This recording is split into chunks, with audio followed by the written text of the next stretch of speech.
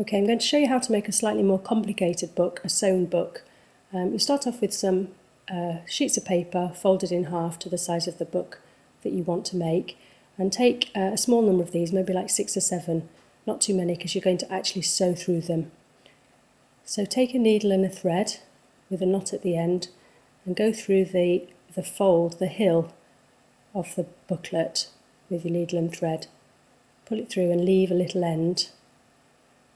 And then bring your needle up the other way, and then just go through the end that you left to tie a knot in that. And then you just need to make one more stitch in the booklet.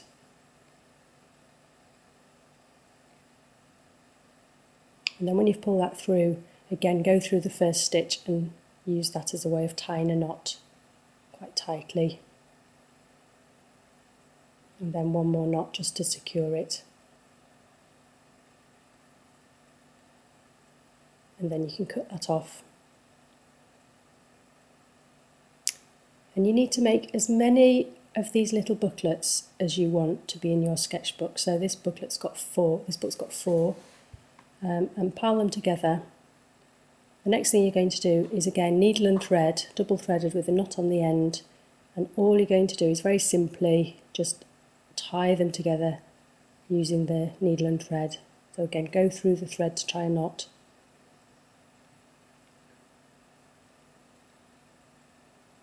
And then just work your way along the spine. And it doesn't matter at all that it looks higgledy-piggledy. And then tie it off again. At this stage your booklet's quite loose, so the next thing you need to do is to cut some, or tear some pieces of paper, fold them in half. These will be the same height as your notebook or sketchbook. And these are just going to help keep the booklets together. You just put some glue on.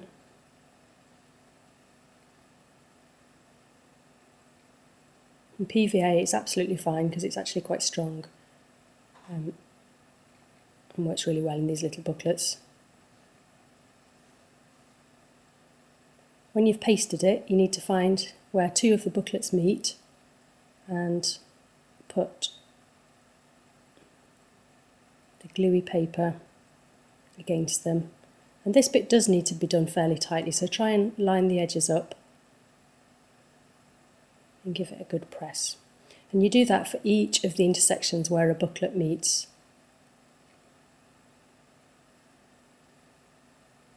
And then leave it to dry for a little while. You can put a book over the top of it just to help keep it flattened together while it dries. Now the cover of this one's just going to be a piece of fabric, but you could use anything. You could use paper or card, it would be pretty much the same technique. So just cut the material to size. The nice thing about using fabric for these books is that it does make them feel literally quite flexible when you hold them. So if they're not too big, they're nice to put in your bag or your pocket. And then again, it's back to the PVA glue. Paste the front page and literally stick the cover down. You can put a bit of glue on the spine as well, you don't really need to. Try and keep the material quite tight as it goes round. Stick the back cover. And there you go, that's your book. Once that's dry, once PVA's dried, that will be really strong and durable.